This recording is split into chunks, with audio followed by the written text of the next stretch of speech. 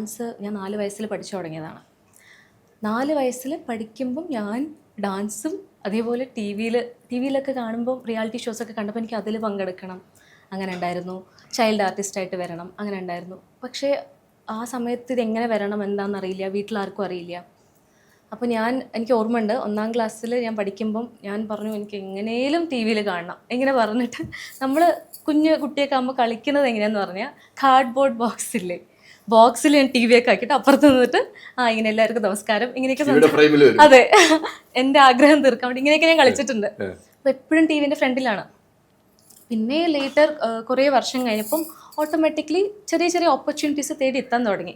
നർത്തകിയാണെന്നൊക്കെ അറിഞ്ഞ് വരാൻ തുടങ്ങി. അതിനുശേഷം ഒരുപാട് ഓപ്പർച്യൂണിറ്റീസ് വന്നിട്ട് നടക്കാണ്ട് പോയി.